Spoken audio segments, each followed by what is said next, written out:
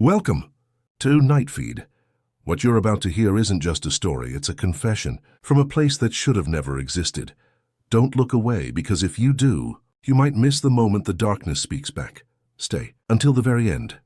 The invitation, the letter, arrived on a Tuesday morning, slipped under my office door while I was out chasing down a cheating husband in Portland. When I returned, soaked from the October rain, I nearly stepped on it. A cream-colored envelope with no return address. Just my name written in careful old-fashioned script. Ethan Cole. Private investigator. I should have known then. Should have recognized the weight of it. The deliberate formality. Should have thrown it away. I didn't. Inside, the paper was expensive. The kind that whispered money and secrets. The message was brief. Mr. Cole, your reputation precedes you. We require your services in a matter of utmost urgency. 7 residents of Hollow Creek have vanished over the past 6 months. The local authorities have proven inadequate. We are prepared to offer substantial compensation for your discretion and expertise. Come alone. Tell no one. The town council awaits your arrival. Margaret Aldrich, Mayor, a cashier's check fell from the envelope. $20,000. Half up front, the letter explained. Another 30 upon resolution. $50,000 to investigate missing persons in a town I'd never heard of. I should have walked away. Instead, I booked a rental car and headed east into the mountains, toward a place that didn't appear on most maps, toward answers that would cost far more than money, toward Hollow Creek. The GPS lost signal 40 miles outside of Salem. I'd been driving for 3 hours, watching civilization peel away layer by layer, first the suburbs, then the scattered farms, finally just forest. Dense, towering pines that pressed against the narrow highway like walls, their branches forming a canopy that turned midday into dusk. The road to Hollow Creek wasn't on any map, digital or otherwise. The letter had included hand-drawn directions, complete with landmarks that felt pulled from another century. Past the lightning-split oak, where the creek runs red with iron. When you see the hanging tree, that last one made my jaw tighten. I'd done my research before leaving Portland, of course. What little I could find, anyway. Hollow Creek, Oregon. Population 287 according to a census from 1990. Nothing more recent. No website, no social media presence, no news articles except one from 15 years ago about a logging dispute. The town existed in a strange, dead zone of information, a blank spot in the digital age. My phone had no signal now. The radio picked up only static, occasionally breaking into fragments of voices that might have been preachers or might have been something else. I turned it off. The rental, a sturdy SUV I'd insisted on, handled the deteriorating road better than my sedan would have. Pavement gave way to gravel, then to dirt packed hard by years of use. Potholes appeared with increasing frequency, some deep enough to swallow a tire. I saw the hanging tree at 3:47 p.m. It stood alone in a clearing, massive and ancient, its branches spread wide like arms frozen mid-embrace. A thick limb extended over the road, and yes, there was a rope. Old, frayed, swaying slightly in the wind that had picked up. Empty. I didn't stop to examine it. The trees opened up suddenly, and Hollow Creek appeared below me, a collection of buildings huddled in a valley, surrounded by forest on all sides. From this distance it looked almost quaint. A white church steeple rose from the center. Houses with peaked roofs clustered along a main street. Smoke drifted from several chimneys, grey against the darkening sky. It looked like a postcard from 1950. It looked wrong. I couldn't put my finger on why. Maybe it was the way the buildings seemed to lean slightly inward, as if the whole town were holding its breath. Maybe it was the absolute stillness, no cars moving, no people visible, no dogs barking. Or maybe it was something deeper, something that made the hair on the back of my neck stand up and stay up. The road descended steeply. I took it slow, my hands tight on the wheel, eyes scanning for... What? I didn't know. A sign appeared on my right. Weathered wood with carved letters. Hollow Creek established 1847 population, 287 where time stands still. That last line was marked through with red paint. Someone had written below it, where time stands watching. He pulled over, put the car in park and sat for a moment, engine idling. This was the point of no return. I could still turn around, drive back to Portland, mail the check back with an apology, take the hit to my reputation, find another case, but $50,000. And 7 missing people. I thought about the case that had made my name 5 years ago, the Riverside disappearances. 6 teenagers vanished over spring break. Everyone said runaways. I'd found them in a basement 3 counties over, held by a man who'd been a respected teacher for 20 years. I'd been too late for 2 of them. The memory tightened my chest, made my hands clench on the steering wheel. If there was even a chance someone in Hollow Creek was still alive, still waiting for help. I put the car back in gear and continued down into the valley. The main street was called, appropriately, Main Street. It ran straight through the center of town, maybe half a mile long, lined with businesses that looked frozen in time. A general store with a faded Coca-Cola sign, a post office. A diner called Maggie's, a hardware store. A barber shop with a pole that wasn't turning. Everything was closed despite it being late afternoon. I parked in front of the town hall, a 3-story brick building that dominated the north end of Main Street. Lights were on in the upper windows. Someone was expecting me. The moment I stepped out of the car, the smell hit me. Not unpleasant exactly, but thick and organic. Decomposing leaves, wood smoke, something else underneath that might have been rot or might have been earth. The smell of a place where things grew and died and grew again in an endless cycle. The silence was profound. No wind now, no birds. Just my footsteps on the pavement, echoing between the empty buildings. I'd been in small towns before, dying towns where the young people fled and the old people waited. But this was different. This wasn't dying. This was holding on with white-knuckled determination to something that should have been let go decades ago. Every instinct I'd honed over 15 years of investigation. Work was screaming at me to get back in the car, to leave, to not look back. I climbed the steps to the town hall instead. The door was unlocked. It swung open with a creak that could have come from a horror movie, revealing a dim interior that smelled of old wood and older secrets. A chandelier hung from the ceiling, half its bulbs burned out. To my left, a staircase led upward. To my right, a hallway extended into darkness. Mr. Cole, I spun, hand instinctively moving toward the gun holstered at my hip. A woman stood in a doorway I hadn't noticed, backlit so I couldn't make out her features. Tall, slender, wearing what looked like a dark dress or suit, Mayor Aldrich. I asked, forcing my hand away from the weapon, "Please, call me Margaret." She stepped forward into the weak light. She was perhaps 60, with silver hair pulled back in a severe bun, and a face that might have been beautiful once, but had hardened into something more like carved stone. Her eyes were pale blue, almost colorless, and they fixed on me with an intensity that made me want to look away. I didn't. "You came alone," she said. "It wasn't a question, as requested, and you told no one." I hesitated. Standard procedure would have been to leave word with someone. My secretary, a friend, anyone. But I'd been specifically instructed not to, and something in her tone made me glad I'd followed orders. "No one knows I'm here," I said. She smiled. It didn't reach her eyes. "Good, the others are waiting. This way." She turned and walked down the hallway without checking if I followed. I did, pulling out my phone more from habit than hope. No signal. Not even emergency calls. The hallway opened into a large room. What must have been the town council chamber. A long table dominated the center, surrounded by chairs. 5 people sat waiting, all of them older, all of them watching me with the same unsettling intensity Margaret had. "The town council," Margaret announced, gesturing. "Franklin Hayes, our sheriff." A heavy-set man with a gray beard nodded curtly. "Dr. Elizabeth Marsh." A thin woman with wire-rimmed glasses. "Reverend Thomas Blackwood."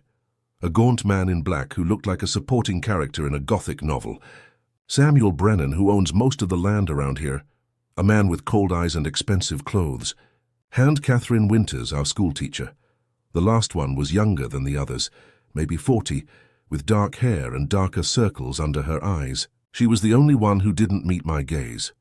"Please sit," Margaret said, indicating an empty chair at the head of the table. I remained standing. "I'd prefer to hear about the missing persons first." Margaret's smile tightened. "Of course, direct, I appreciate that." She moved to the table, picked up a folder and handed it to me. 7 residents, all vanished without a trace over the past 6 months. I opened the folder. Inside were photographs and basic information sheets. James Porter, 34. Last seen March 15th. Worked at the lumber mill, Rebecca Chen. 28, last seen April 3rd. Nurse at the local clinic. Michael and Sarah Donovan, 45 and 43. Last seen April 29th together. Owned the general store. Thomas Tommy Aldrich Jr., 19. Last seen June 12th, high school graduate. Recent college dropout. That made Margaret's jaw tighten. Her son, Father William Pierce, 52.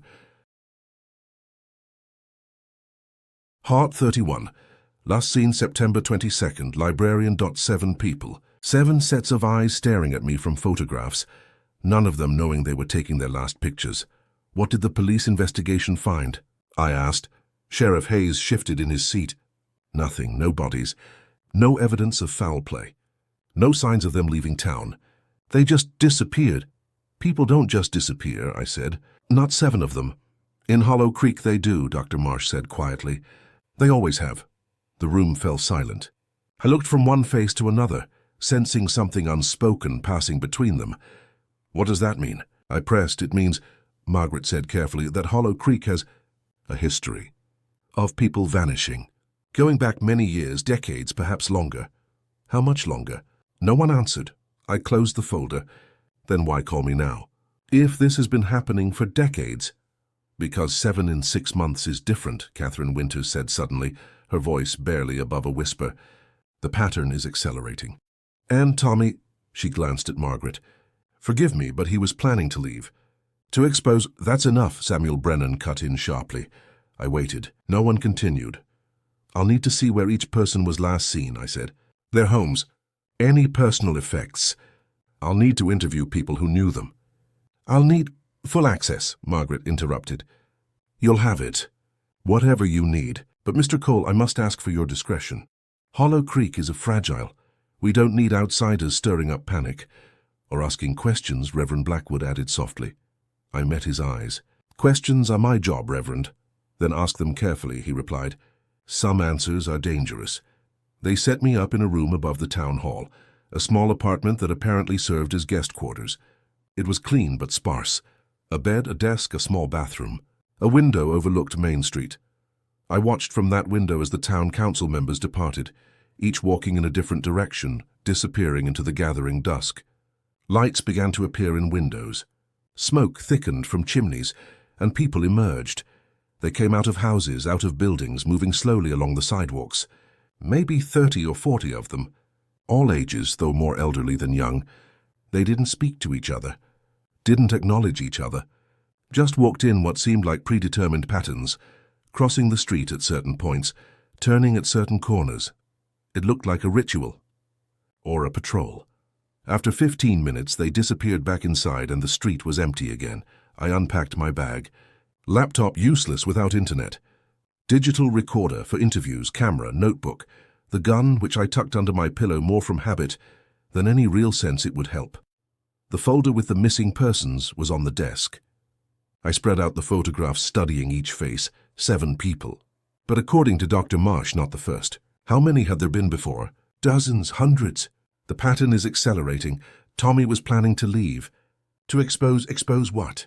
I turned on the laptop anyway, hoping maybe to organize my thoughts.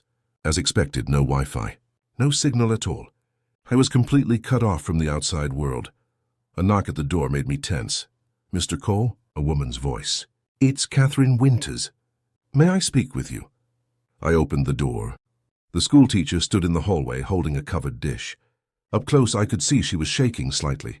I brought dinner, she said. I thought you should eat something before tomorrow. You'll need your strength. Thank you. I took the dish, set it on the desk. Was there something else? She glanced down the hallway as if checking for listeners, then stepped closer. Her voice dropped to barely a whisper. Leave, she said. Tonight, now. Drive back the way you came and don't look back. Why would I do that? Because they're not looking for someone to find the missing people. Mr. Cole, they're looking for the next one. Before I could respond, she turned and hurried down the hallway, her footsteps echoing until a door slammed somewhere below. I stood there for a long moment, then closed and locked my door. The covered dish sat on the desk. I lifted the cover carefully. Pot roast, vegetables, bread. It smelled wonderful. It also could have been poisoned. I left it untouched. Instead, I returned to the window, watching the empty street, the dark buildings, the forest pressing in from all sides. Somewhere in this town or somewhere in those woods, 7 people had vanished, and Catherine Winters thought, I was going to be the 8th. I pulled out my notebook and started writing down everything I'd observed, every word that had been said, every detail that had felt wrong. It was going to be a long night. The first interviewee didn't sleep. How could I? Every creak of the old building sounded like footsteps. Every gust of wind against the windows sounded like breathing.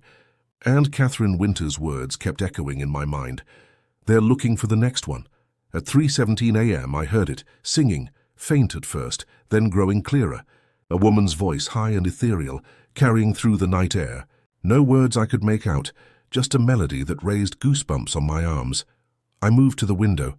A figure stood in the middle of Main Street, barely visible in the weak moonlight filtering through the clouds. A woman in a white nightgown, arms raised, head tilted back, singing to the sky. As I watched, doors began to open. People emerged from houses, moving toward her. Not quickly. Slowly, deliberately, like sleepwalkers. They formed a circle around the singing woman. Then, as suddenly as it had started, the singing stopped. The people stood frozen for a moment, then dispersed, returning to their homes. The street was empty again. The whole thing had lasted maybe 5 minutes. I checked my watch. 3:23 a.m. I wrote it down. Wrote down everything I'd seen. When dawn finally came, grey and reluctant, I felt exhausted but wired. I splashed water on my face, changed into fresh clothes and headed downstairs. The town hall was empty. I let myself out into a morning that smelled of rain and decay. Maggie's diner was open. I could see lights and movement through the windows. I headed toward it, my footsteps loud on the empty street. A bell chimed as I pushed through the door. The diner was like something out of the 1950s, red vinyl booths, a long counter with chrome-edged stools, black and white checkered floor. A jukebox in the corner that wasn't playing. Maybe a dozen people scattered throughout, all of them stopping their conversations to stare at me. You must be the detective, a woman said from behind the counter. She was in her 60s, wearing a stained apron, her grey hair pulled back in a no-nonsense ponytail. Margaret said you'd be coming around. Sit anywhere. Coffee? Please. I took a stool at the counter where I could watch the room. She poured thick black coffee into a white mug and set it in front of me. Maggie Talbot. I own this place. You want breakfast? What do you recommend? The eggs are fresh. The bacon's good. The toast might kill you if you have weak teeth. A hint of a smile. But it's all edible. Sounds perfect. She called the order back to the kitchen, then leaned against the counter, studying me with sharp eyes. So you're here about the missing folks? That's right. You think you'll find them? I'm going to try. She made a sound that might have been a laugh or might have been a cough. Well, good luck with that. You want my advice? Start with the last one. Emily Hart, librarian, sweet girl, quiet, kept to herself mostly. Did you know her well? Well, as anyone knows anyone in Hollow Creek. She'd come in for breakfast every Saturday morning. Scrambled eggs, wheat toast, black coffee. Like clockwork. Maggie's eyes went distant. Until she didn't. When was the last time you saw her? September 22nd, that Saturday. She came in, had her usual breakfast, seemed normal. Maybe a little distracted, but nothing alarming. She left around 9, said she was opening the library. Never saw her again. Did she mention anything unusual? Anyone bothering her? Anywhere she was planning to go? Maggie shook her head. Nothing like that, but... She hesitated. But... She glanced around the diner. The conversations had resumed, but I could feel people listening, pretending not to. She lowered her voice.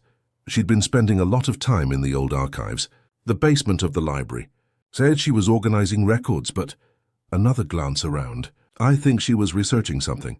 Researching what? The disappearances. The old ones. Going back years, decades, maybe more. How many more? Maggie's jaw tightened. That's a question you should ask at the library. If you can get in.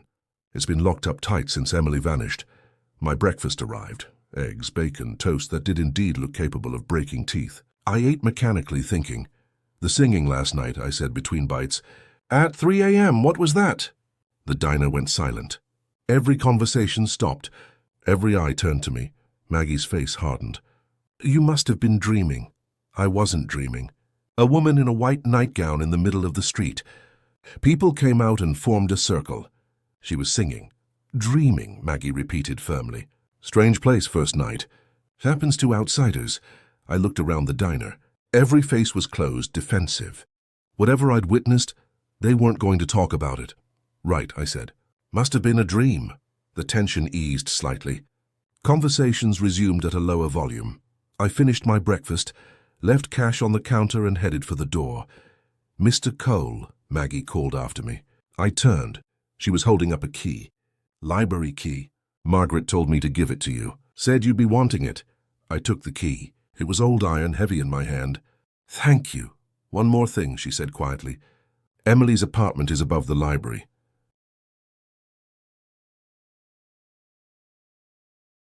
You'll want to see it. But Mr. Cole," her eyes were hard, "don't go into the basement archives alone, and don't go after dark, ever." "Why not?" She didn't answer. Just turned back to wiping down the counter. The library was 3 blocks from Main Street, a small stone building that looked older than the rest of the town. Ivy covered the walls. The windows were dark. I tried the key. The lock was stiff, but turned eventually. The door swung inward with a groan. The smell hit me immediately. Old books, dust, and underneath it something else. Something organic and wrong. I found a light switch. Overhead fluorescence flickered to life, revealing a single room lined with shelves. A desk sat near the front. A door in the back wall probably led to the basement Maggie had warned me about. It was searingly quiet.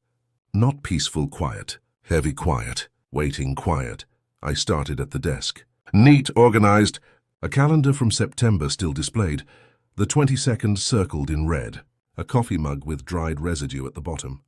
A sweater draped over the back of the chair, like Emily Hart had just stepped away and would be right back. I searched the drawers. Normal office supplies, library cards, checkout records.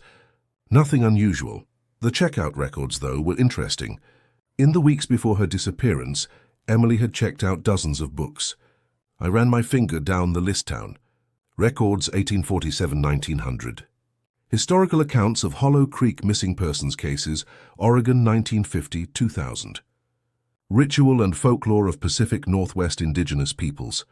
The psychology of mass hysteria, she had been researching the disappearances, just as Maggie said, and something else. Something about rituals and folklore. A staircase at the side of the room led upward. I climbed to Emily's apartment. It was small, a studio with a kitchenette, a bed, a desk by the window. More books everywhere. And on the desk, a laptop. I opened it, hope flaring. Dead battery. I found the charger, plugged it in, waited. The screen came to life, password protected. I tried a few obvious combinations. Her birthday from the file. A Hollow Creek. Library. Nothing worked. Then I noticed the notebook beside the laptop. I flipped it open. Emily's handwriting, small and precise. Pages of notes, dates, names, and a list pattern of disappearances hollow. Creek 1891. 3 people winter. 1894. 2 people spring. 1899. 4 people summer. 1903. 1 person fall. 1908. 5 people winter. The list went on. Page after page. Decades of vanishings carefully documented. I flipped forward, scanning. 1956, 2 people. 1961, 3 people. 1973, 4 people.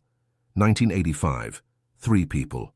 1996, 2 people. 2004, 1 person. 2013, 2 people. And then, in the last entries, 2025, 7 people so far, pattern analysis.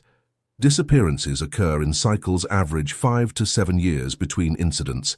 Current cycle started early and is accelerating. Why now? What changed? Below that, in larger letters, underlined 3 times. They choose who disappears. The council knows the singing is the selection. My hands were shaking as I turned the page. I'm next. I know too much. If anyone finds this, the truth is in the basement. In the old records. The town's real name isn't Hollow Creek. It's the sentence broke off, pen trailing across the page as if she'd been interrupted. That was the last entry. Dated September 21st, the day before she disappeared. I heard the floorboard creak behind me too late. Pain exploded across the back of my skull, and I was falling, the notebook slipping from my hands, darkness rushing up to meet me. My last thought before unconsciousness took me was that Catherine Winters had been right. I should have left. The awakening woke to the smell of copper and earth. My head throbbed with a pain that pulsed in time with my heartbeat. I tried to move and found my hands were bound behind my back, rope cutting into my wrists. My ankles were tied too.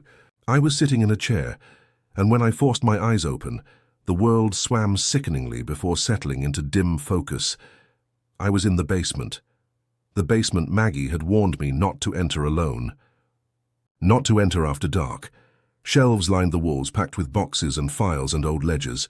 A single bulb hung from the ceiling, casting weak yellow light that barely pushed back the shadows. The walls were stone, the original foundation probably from when the town was founded in 1847, and carved into those stones, covering every visible surface, were symbols, not random graffiti. Deliberate markings.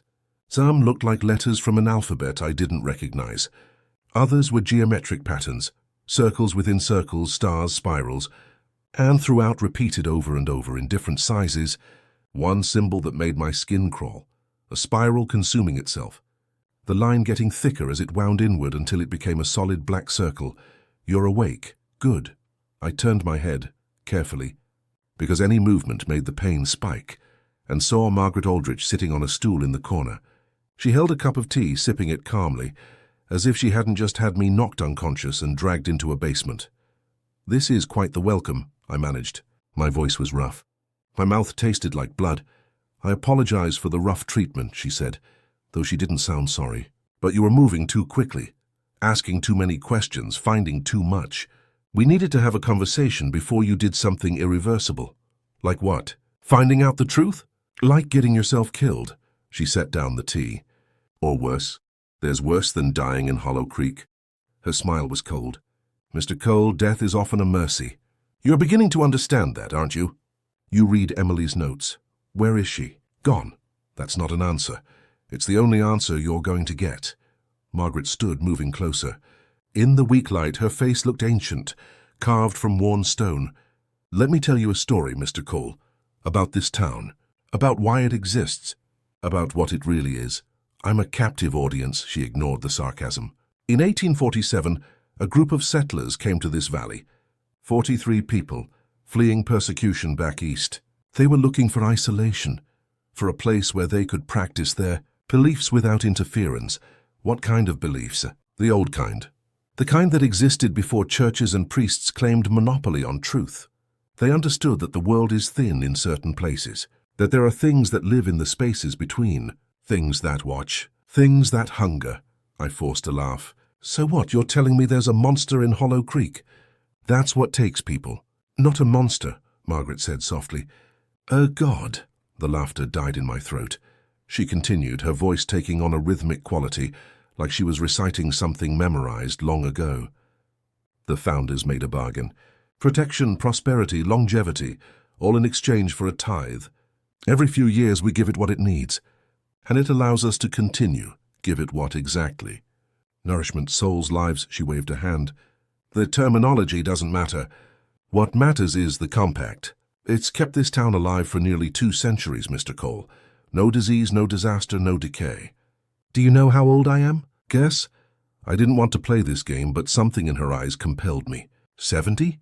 75? 97, she said. "And I'm one of the younger council members. Samuel Brennan is 143. Still sharp as the day he was born. That's the gift. That's what the compact provides."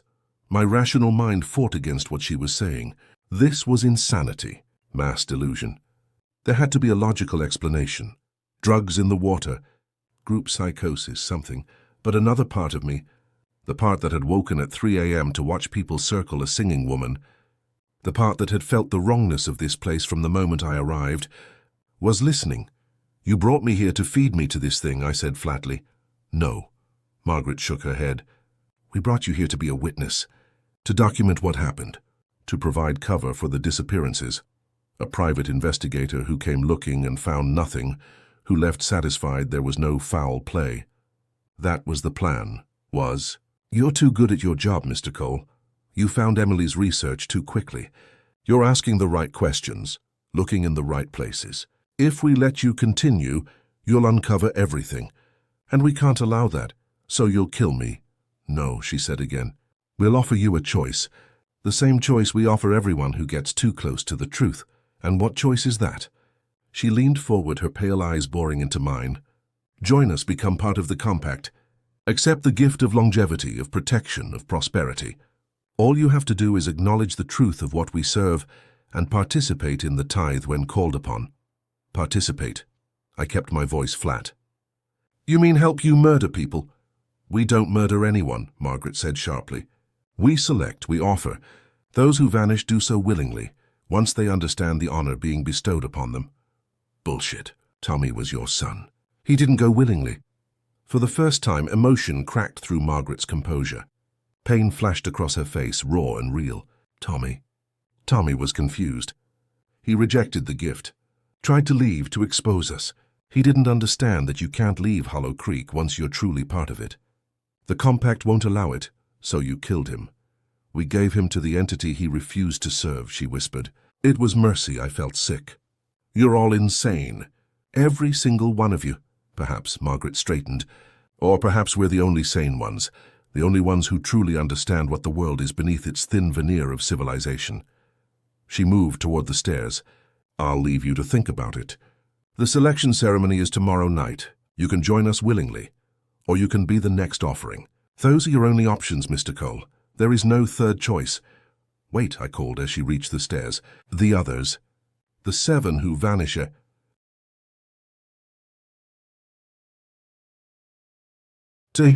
Are they dead? She paused, not looking back. That's complicated. The entity doesn't kill precisely. It transforms, absorbs. They become part of it, part of something greater than their small individual lives. Some would call that transcendence. And what would you call it? Necessary, she said. And then she was gone, her footsteps echoing up the stairs. A lock clicked. A heavy bolt slid into place. I was alone in the basement, surrounded by carved symbols and the weight of a century and a half of disappearances. Time became elastic in the darkness. The single bulb flickered occasionally, threatening to go out entirely. I tried to work at my bonds, but whoever had tied me knew what they were doing. The rope was tight enough to cut circulation, but not tight enough to slip through. I forced myself to think logically, to treat this like any other case, not the nightmare it had become. Facts. A town had survived for 178 years in complete isolation. The population never seemed to change significantly. People disappeared at regular intervals. The town council was orchestrating these disappearances as part of what they believed was a compact with some kind of entity. Working theory, mass delusion, religious cult.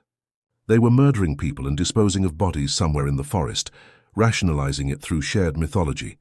But the rational explanation didn't account for everything. The longevity claims could check those against records if I could get out. The symbols on the walls could be analyzed by experts. The singing at 3 a.m., group ritual behavior, nothing supernatural except I'd felt it. The wrongness, the sense that something was watching, waiting, hungry. Not paranoia, not imagination, a visceral animal awareness that I was in the presence of something fundamentally other. I thought about Emily Hart, meticulous researcher, documenting disappearances going back decades. What had she discovered in these archives? What had made her so certain she was next? The town's real name isn't Hollow Creek. What had she been about to write? I looked around the basement, squinting in the weak light. The boxes on the shelves, those must be the old records she'd been studying. If I could get free, if I could find what she'd found, a sound above me, footsteps, multiple people, voices muffled by the floorboards. Don't trust him. He'll run first chance, doesn't matter. Tomorrow night, the selection, what if he talks? What if someone comes looking? No one ever comes looking. The voices faded as whoever it was moved away. Tomorrow night, the selection ceremony. Margaret had said I'd be offered or I'd be taken. I had maybe 24 hours to get free and get out of Hollow Creek, or become the 8th disappearance. Hours passed. My legs went numb. My shoulders screamed. Thirst became overwhelming. I drifted in and out, exhaustion pulling at me despite the adrenaline. At some point, I'd lost all sense of time. I heard something else, scratching, faint at first, then louder, coming from the walls. From behind the stones carved with symbols, scratching like fingers, like claws, like something trying to get in or something trying to get out. The bulb flickered, the scratching grew louder, and I heard something else. A voice, whisper-soft, coming from everywhere and nowhere. Join us. Become us. Eternal. The bulb flickered again. In the moment of darkness I saw them, shapes, pressed against the walls. Faces in the stone, dozens of them, hundreds, mouths open in silent screams or silent prayers. Light returned. The walls were just walls again, but I knew what I'd seen. They disappeared, all of them, not dead, not transformed, not transcended, trapped. Trapped in the walls of this basement, in the very foundation of the town, feeding something ancient and hungry that had been here long before 1847, something the founders hadn't made a compact with so much as stumbled upon and tried desperately to appease. And tomorrow night, I would join them. The door at the top of the stairs opened. I tensed, expecting Margaret or one of the other council members. Instead, Catherine Winters crept down the stairs, carrying a flashlight and a knife. "Don't make a sound," she whispered urgently. She moved behind me and began sawing at the ropes binding my wrists. "We have maybe 5 minutes before they check on you." "Why are you helping me?" "Because I've seen enough people disappear. Because my daughter—" Her voice caught. She was one of the first 7. Rebecca Chen, the nurse. "My daughter!" The ropes parted. Blood rushed back into my hands, painful as needles. "I can't undo that, but maybe I can save one person." She cut the ropes on my ankles. I tried to stand and nearly fell. "My legs wouldn't cooperate. Can you walk?" "Give me a second." I gripped her shoulder, forced circulation back into my limbs. "What's the fastest way out of town?" "There isn't one. They'll have people watching all the roads. You need to hide. Wait until after the ceremony tomorrow night. Everyone will be at the old church. That's when you run. What about you?" Her smile was bitter. "I made my choice a long time ago. I chose to stay, to accept the gift, to pretend I didn't know what happened to my daughter. I've lived 20 extra years because of that choice. But you still have a chance." Footsteps above us, voices. Catherine's eyes widened. "The back stairs, now." They lead to the alley behind the building. "Go to the old Morrison house, the blue Victorian 3 blocks east. It's been empty for months. Hide there. Don't come out until you hear the church bells tomorrow night. Catherine, go." She shoved the knife into my hand and pushed me toward a door I hadn't noticed in the shadows. "Go now." I went. The back stairs were narrow and dark. I climbed as quickly as my protesting legs would allow, emerging into an alley that smelled of rotting garbage and wet leaves. Rain was falling, cold and steady. Behind me I heard Catherine's voice raised in apparent alarm. "He's gone!" "The prisoner escaped," shouts. Running footsteps. I ran too, staying to the alleys, keeping to shadows, my heart hammering against my ribs. The blue Victorian loomed ahead, a decrepit house with peeling paint and boarded windows. I found a loose board, slipped inside and collapsed on the floor of what had once been a parlor. Safe. For now. But tomorrow night, I would have to run the gauntlet of an entire town determined to feed me to whatever hungered in the dark heart of Hollow Creek. And I had no idea if I'd make it out alive.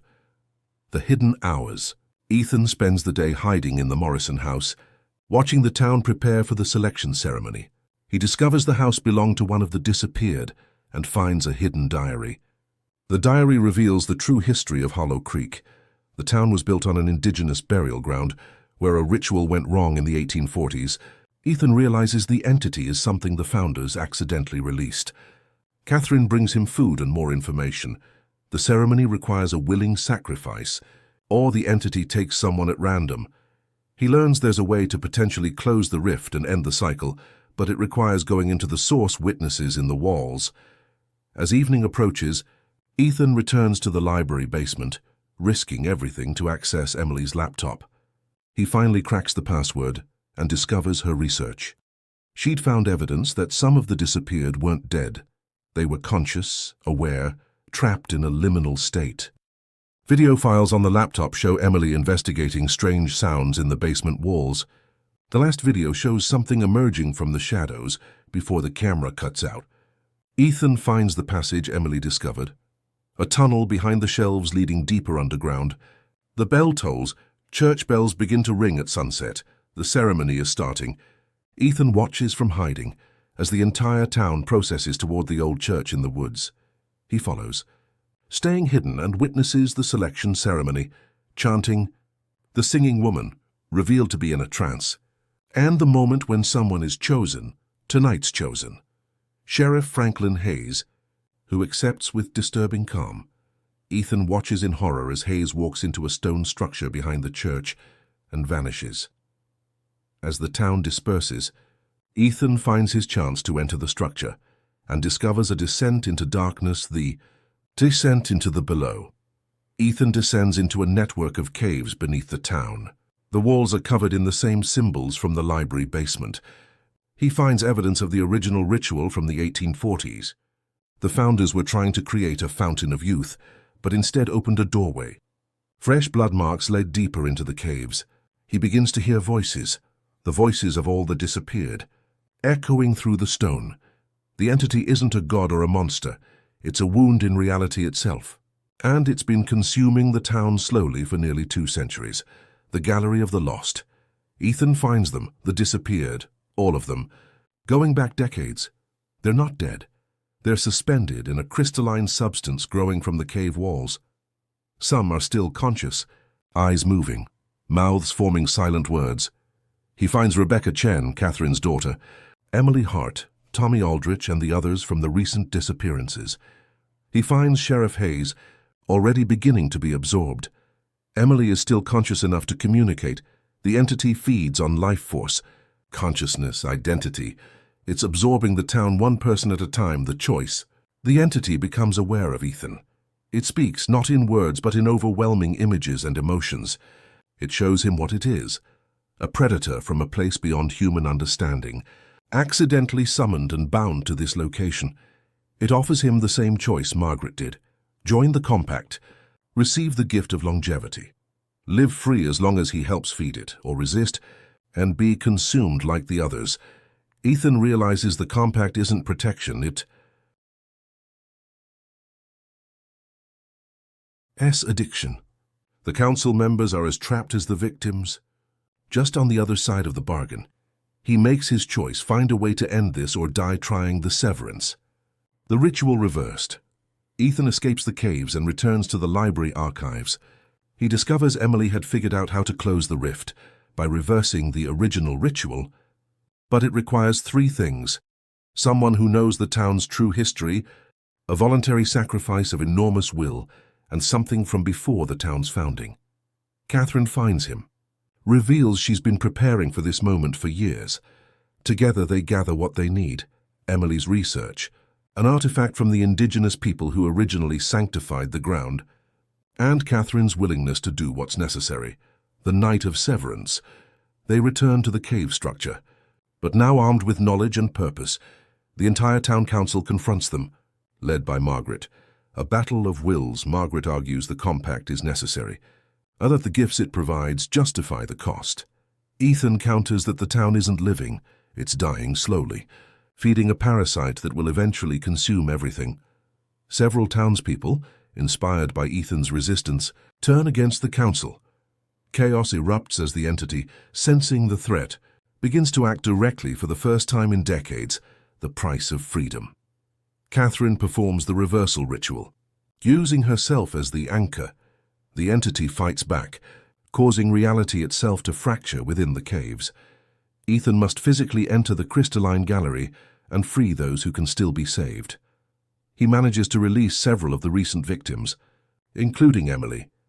But the older ones are too far gone. They've become part of the entity itself. The ritual succeeds, but at tremendous cost. The rift begins to close, but it's taking parts of the town with it. The council members, their longevity tied to the entity, begin to age rapidly. Hollow Creek 3 months later. Ethan testifies before a FBI task force about what happened in Hollow Creek. Official story: cult compound discovered. Mass suicide event, survivors rescued. Unofficial truth: the caves collapsed. The entity, whatever it was, is gone, and the town is evacuated. 5 survivors total. Emily Hart, traumatized but recovering. 2 others from recent disappearances. And Ethan himself. Catherine Winters didn't survive the ritual, but her sacrifice closed the rift. The town of Hollow Creek is condemned, fenced off, forgotten again. Ethan visits Emily in the psychiatric facility where she's receiving treatment. She shows him her new research. There are other towns like Hollow Creek, other isolated communities with impossible longevity and mysterious disappearances. The entity wasn't unique. It was one of many. Emily asks if Ethan will help her investigate. He looks at the list of places, sees the patterns, and knows his answer. The work isn't finished. Some doors once opened can never be truly closed. And somewhere in the forests of the Pacific Northwest, something else is waking up. In the end, we didn't conquer the darkness of Hollow Creek, we simply survived it. But survival isn't victory. It's just a longer road to walk, carrying memories of those who weren't so lucky. And every night when I close my eyes, I still hear them. The voices in the walls, the scratching, the singing. Hollow Creek may be gone, but what it revealed about the world, about what lurks in forgotten places, that truth is forever. Some towns are meant to be forgotten. Some secrets are meant to stay buried. We disturbed both, and now we have to live with what we've learned. That reality is thinner than we imagine, that there are things in the dark that hunger, and that the next Hollow Creek could be anywhere. Could be everywhere. Sleep well. Ethan Cole, unpublished manuscript, the end.